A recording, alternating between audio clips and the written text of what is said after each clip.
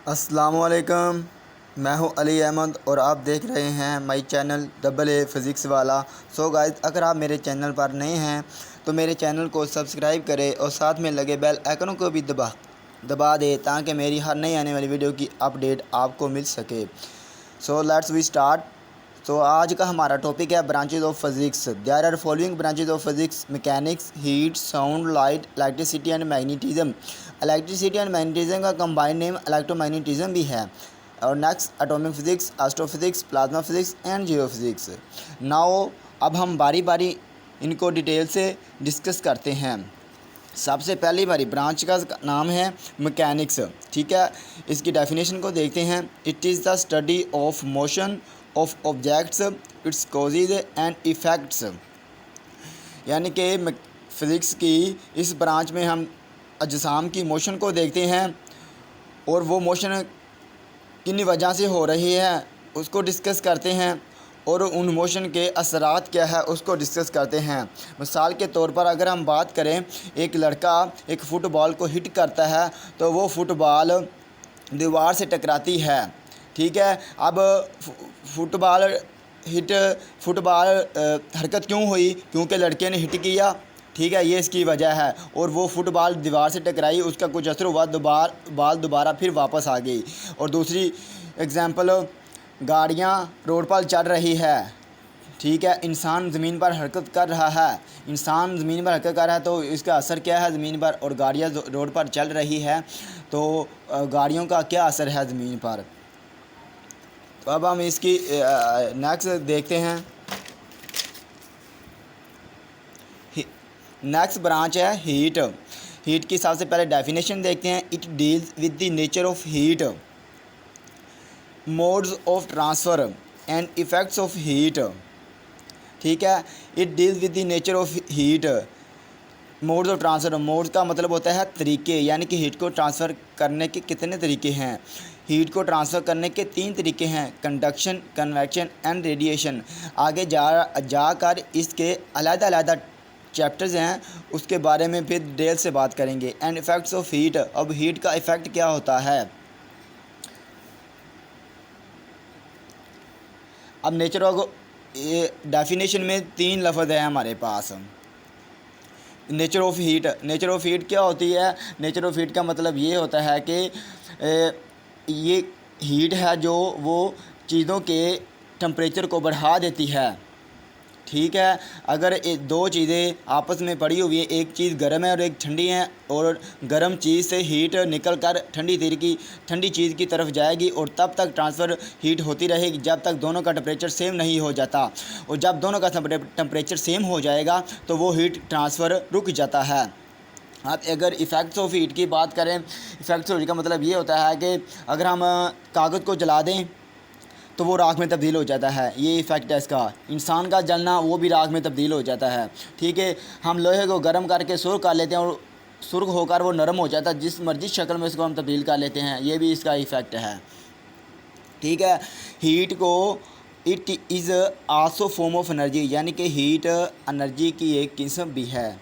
तो नेक्स्ट हम देखते हैं साउंड क्या होती है। तो साउंड की हम डेफिनेशन की बात करते हैं। It deals with the physical aspect of sound waves, their production, properties and application। यानी कि साउंड वेव्स की फ़िज़िकल एस्पेक्ट का तल्लक है। इस ब्रांच में हम साउंड वेव के फ़िज़िकल एस्पेक्ट के बारे में पढ़ते हैं, इनकी प्रोडक्शन के बारे में पढ़ते हैं, प्रॉपर्टीज़ के बारे में पढ़ते हैं एंड एप्लीकेशन के बारे में पढ़ते हैं। अब लफ्ज़ फ़िज़िकल एस्पेक्ट क्या होता है? फ़िज़िकल एस्पेक्ट होता है ऐसी चीज़ जो एग्जिस्ट करती हो और हम उसको ऑब्ज़र्व कर सकते हों। फ़िज़िकल का मतलब ये होता है कि ऐसी चीज़ जिसको हम ऑब्ज़र्व कर सकते हों, और एस्पेक्ट का मतलब होता है खुसूसियात, यानी कि जिससे हम चीज़ का पता चलता है। मिसाल के तौर पर अगर हम मोबाइल की बात लेते हैं, वो तो मोबाइल हार्ड होता है, मोबाइल में कैमरा होता है। ठीक है, इसमें वीडियो बनती है, इसमें वीडियो शूट होती है, इसमें फ़ोटो वगैरह ली जाती हैं, सॉन्ग्स वगैरह सुने जाते हैं। ये इसकी खसूसियात है। ठीक है, अब साउंड वेव क्या होती है? साउंड वेव दरअसल वाइब्रेशन होती है। हमारे मुंह से जो वेव निकलती है उसको हम वाइब्रेशन कहते हैं। ठीक है, तो अगर अब हम इसके ना देयर प्रोडक्शन, इनकी पैदावार, इनकी पैदा कहाँ से होती है, यानी कि साउंड वेव कहाँ से पैदा है। साउंड वेव दरअसल हमारे मुंह से पैदा होती है। साउंड वेव माइक से पैदा होती है। ठीक है, मिसाल के तौर पर अगर आप वीडियो को सुन रहे हैं तो मोबाइल के स्पीकर से वो आवाज़ निकल रही है और ड्यू टू एयर, हवा की वजह से हमारे कानों तक पहुंच रही है और हम उसको सुन रहे हैं। प्रॉपर्टीज़ इसकी क्या होती है, अगर हम प्रॉपर्टीज़ की बात कर लें तो साउंड की प्रॉपर्टीज़ ये होती है, साउंड कम क्यों होती है, ज़्यादा क्यों होती है, इसकी पिच ज़्यादा क्यों है, कम क्यों है, इसका एम्पलीट्यूड क्या है, ये जगह कितनी घेरती है, ये इसकी प्रॉपर्टीज़ है। अगर एप्लीकेशन की बात करते हैं हम तो एप्लीकेशन दरअसल इस्तेमालात होते हैं। इस्तेमालात का मतलब ये होता है कि ये कहाँ कहाँ इसकी एप्लीकेशन कहाँ है, ये कहाँ कहाँ इस्तेमाल होती है। तो समंदर की गहराई मालूम करने के लिए साउंड वेव का इस्तेमाल किया जाता है। पाइपलाइन की लीकेज को मालूम करने के लिए साउंड वेव को इस्तेमाल किया जाता है। ठीक है, और फासला मालूम करने के लिए भी साउंड वेव को इस्तेमाल किया जाता है। तो sound is a form of energy. ठीक है, तो साउंड भी एक हीट की तरह एनर्जी की एक किस्म है। ठीक है, तो हम नेक्स्ट देखते हैं। नेक्स्ट हमारे पास ब्रांच है ऑप्टिक्स। ऑप्टिक्स का मतलब होता है लाइट, यानी कि इसमें हम ऑप्टिक्स की फिज़िक्स की ब्रांच जो ऑप्टिक्स है इसमें हम लाइट के बारे में डिस्कस करते हैं। उसकी डेफिनेशन को देखते हैं। It is the study of physical aspect of light, यानी कि इसमें हम लाइट के फ़िज़िकल एस्पेक्ट के बारे में पढ़ते हैं। फ़िज़िकल एस्पेक्ट का मैंने आप लोगों को पहले भी बता दिया कि फ़िज़िकल एस्पेक्ट का होता है ऐसी चीज़ जिसको हम ऑब्ज़र्व कर सकते हों। ठीक है, फ़िज़िकल एस्पेक्ट। अब हम इट्स प्रॉपर्टीज़ और लाइट की प्रॉपर्टीज़ भी हम ऑप्टिक्स में डिस्कस करते हैं। इनकी वर्किंग भी हम ऑप्टिक्स में डिस्कस करते हैं। And use of optical instrument. Optical instrument क्या होते हैं, इंस्ट्रूमेंट होते हैं ऐसी डिवाइसेस होती हैं, और ऑप्टिकल मतलब लाइट होती है, ऐसे डिवाइसेस जो लाइट की मदद से इस्तेमाल किए जाते हैं। ठीक है, मिसाल के तौर पर माइक्रोस्कोप है। माइक्रोस्कोप छोटी चीज़ों को बहुत बड़ा करके दिखाते हैं, उसमें मैग्नीफाइंग ग्लास मौजूद होता है। ठीक है, ये ऑप्टिकल इंस्ट्रूमेंट है। टेलीस्कोप ये भी ऑप्टिकल इंस्ट्रूमेंट है। ठीक है, उसकी वर्किंग है कि हम इनकी लाइटस्कोप की मदद से, टेलीस्कोप की मदद से हम बहुत दूर की चीज़ों को देख सकते हैं। चांद सितारों को हम टेलीस्कोप की मदद से देख सकते हैं। टेली का माना होता है देखना, टेली का माना होता है दूर, और स्कोप का माना होता है देखना। ठीक है, तो लाइट की मौजूदगी को मुख्तलिफ़ तरह से समझने को फ़िज़िकल एस्पेक्ट कहा जाएगा। अगर हम ऑप्टिक्स में फ़िज़िकल एस्पेक्ट की बात करते हैं तो हम कहेंगे लाइट की मौजूदगी को मुख्तलिफ़ तरह से समझने को फ़िज़िकल एस्पेक्ट कहा जाएगा। अब इसकी प्रॉपर्टीज़ लाइट की प्रॉपर्टीज़ में क्या चीज़ें होती है। लाइट की प्रॉपर्टीज़ में भाईजान लाइट स्ट्रेट ट्रैवल करती हैं, लाइट कब हरकत करती हैं, लाइट कब मुड़ जाती हैं और क्यों मुड़ जाती है। ठीक है, स्पीड ऑफ लाइट भी एक लाइट की प्रॉपर्टीज़ में आ जाता है। पानी के अंदर हम इसकी स्पीड को पानी के अंदर लाइट की स्पीड क्यों मुख्तलिफ होती है। ठीक है, और जब हम लाइट पानी के अंदर डालते हैं, यानी कि पानी के ऊपर हम लाइट को फेंकते हैं तो लाइट क्यों मुड़ जाती है। ठीक है, ये इसकी प्रॉपर्टीज़ में आ जाता है। ठीक है, तो नेक्स्ट हम देखते हैं। अब एक और बात बताता चलूँ कि जो लाइट है ना, optics, it is also form of energy. ये भी एक एनर्जी की किस्म है, यानी कि there are 3 forms of energy, heat, ठीक है, साउंड और लाइट। सो नेक्स्ट हम देखते हैं electricity and magnetism. Electricity and magnetism का कंबाइन नेम है इलेक्ट्रोमैग्नेटिज्म। तो इसकी डेफिनेशन को देखते हैं। It is the study of charges. It is the study of charges at rest and in motion, their effects and their relationship with magnetism. यानी कि physics की ब्रांच जो इलेक्ट्रोमैग्नेटिज्म है, उसमें हम चार्जेस का मुतालिया करते हैं रेस्ट और मोशन में। ठीक, अब चार्जेस क्या होती है, flow of electron that is called current, current charges दरअसल करंट का यूनिट है, चार्जेस करंट ही होता है और इनको हम कहते हैं flow of electron, that is called current. ठीक है, इलेक्ट्रिसिटी का मतलब होता है बिजली और बिजली को हम करंट ही कहते हैं। ठीक है, in their effects and their relationship with magnetism are, और इनका इफ़ेक्ट्स इलेक्ट्रिसिटी का मैग्नेटिज्म के साथ रिलेशन, ताल्लुक़ और असरात क्या होते हैं इसके साथ, ये दोनों जब चीज़ें मिल जाती है तो फिर ये काम क्या करती है। तो मैग्नेटिज्म की अगर हम बात करें तो मैग्नेटिज्म एक ऐसी फोर्स होती है जो किसी चीज़ को अपनी तरफ खींचती है। मिसाल के तौर पर मैग्नेटिज्म को हम मैग्नेट को हम लोहे के करीब ले जाएं तो मैग्नेटिज्म यानी कि मकनातीस लोहे को अपनी तरफ खींच लेगा, यही इसकी खसूसियत है। ठीक है, ये नीचे आपको एक वायर नज़र आ रही है।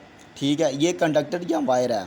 ठीक है, कंडक्टर में से करंट गुजर रहा है, यानी कि वायर में से करंट गुजर रहा है, और ये जो रिंग है ना ये पैदा हो रही है, मतलब रिंग शो कर रहा है मैग्नेटिज्म को। ठीक है, मैग्नेटिज्म में शो कर रहा है। तो नेक्स्ट हम ब्रांच देखते हैं भाईजान, एटॉमिक फ़िज़िक्स। एटॉमिक फ़िज़िक्स जैसा कि नाम से ज़ाहिर है कि ये एटम से रिलेटेड होगी, तो हम इसकी डेफिनेशन को देखते हैं। It is the study of structure and properties of atom, यानी कि it is the study of structure and properties of atom की प्रॉपर्टीज़ और स्ट्रक्चर को स्टडी करते हैं हम एटॉमिक फ़िज़िक्स में। अब स्ट्रक्चर क्या होगी, एटम की स्ट्रक्चर इस तरह होती है कि जैसा कि तस्वीर में दिखाया गया है, एटम के अंदर एक न्यूक्लियस होता है। न्यूक्लियस में दो चीज़ें होती हैं, प्रोटॉन और न्यूट्रॉन। प्रोटॉन पर पॉजिटिव चार्ज होता है और न्यूट्रॉन जो है वो न्यूट्रल पार्टिकल होता है। ठीक है, और इलेक्ट्रॉन एटम के न्यूक्लियस के इर्द गिर्द शेल होते हैं। ठीक है, और शेल में इलेक्ट्रॉन रिवॉल्व करते हैं और इलेक्ट्रॉन पर नेगेटिव चार्ज होता है। ठीक है, एटॉमिक फ़िज़िक्स में सब कुछ एटम के बारे में हम डिस्कस करते हैं, किसी और चीज़ के बारे में डिस्कस नहीं करते। एटम की स्ट्रक्चर कैसे बनती है, कैसा होता है, इसमें चीज़ें कौन कौन सी होती है। ठीक है, ये काम कैसे करते हैं, अगर इलेक्ट्रॉन रिवॉल्व कर रहे हैं तो इलेक्ट्रॉन के शेल्स वगैरह होते हैं, इसके बारे में सब शेल्स होते हैं। ठीक है, तो सो गाइस आई होप आपको समझ आ गया होगा। तो हम अब नेक्स्ट डिस्कस करते हैं नेक्स्ट ब्रांच हमारी है न्यूक्लियर फ़िज़िक्स। एटॉमिक फ़िज़िक्स की तरह यहाँ पर भी क्लियर है कि न्यूक्लियर फ़िज़िक्स क्या होती है, यानी कि इसमें फ़िज़िक्स की इस ब्रांच में हम न्यूक्लियस के बारे में बात करेंगे। तो इसकी डेफिनेशन को पढ़ते हैं। It deals with the properties and behaviour of nuclei. एक या दो से ज़्यादा न्यूक्लियस अगर मिल जाएं, यानी कि plural form of nucleus that is called the nuclei. दो या दो से ज़्यादा जब न्यूक्लियस मिल जाते हैं तो हम उसको न्यूक्लाई कहते हैं। And the particles with in the nuclei, और न्यूक्लाई के अंदर पार्टिकल्स, यानी कि इट डील्स इसका तल्लक है विद द प्रॉपर्टीज़ के साथ, and the behaviour of nuclei के बिहेवियर के साथ, and the particles with in the nuclei, और न्यूक्लाई के अंदर कौन से पार्टिकल होते हैं। जैसा कि मैंने पहले भी बता चुका हूँ, न्यूक्लाई के अंदर दो पार्टिकल होते हैं, प्रोटॉन और न्यूट्रॉन। ठीक है, प्रोटॉन पर पॉजिटिव चार्ज होता है और न्यूट्रॉन पर कोई चार्ज नहीं होता। न्यूट्रॉन न्यूट्रल पार्टिकल है, और न्यूक्लियस के अंदर मज़ीद सब पार्टिकल्स भी है, मीज़ोन एट्सेट्रा।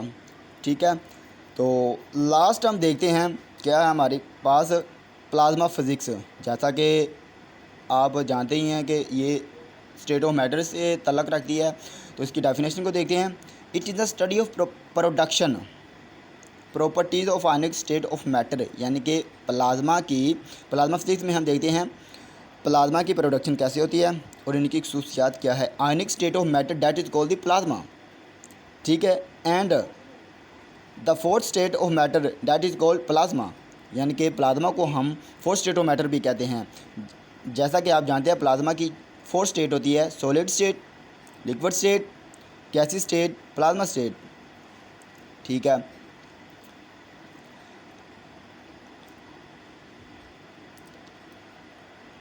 प्लाज्मा को हम आयनिक स्टेट ऑफ मैटर भी कहा जाता है। प्लाज्मा में जो हमारे पास आयनिक स्टेट, प्लाज्मा को हम इसलिए कहते हैं कि इसमें जब इलेक्ट्रॉन निकल जाते हैं, जब इलेक्ट्रॉन निकल जाता है तो आयन बन जाता है। ठीक है। तो प्लाज्मा से जो आयन निकल जाते हैं इसलिए हमको आयनिक स्टेट ऑफ मैटर कहा जाता है। और नेक्स्ट हम देखते हैं जियोफिज़िक्स। जियोफिज़िक्स क्या होती है? जियो से ज़मीन होती है, ठीक है। जैसा कि इसमें हम पढ़ेंगे ज़मीन के बारे में, ज़मीन की स्ट्रक्चर के बारे में, ज़मीन के अंदरूनी स्ट्रक्चर के बारे में, ठीक है। इसकी डेफिनेशन देख लेते हैं। It is the study of internal structure of earth, यानी कि अर्थ की जो अंदरूनी साख्त है उसके बारे में हम डिस्कस करते हैं।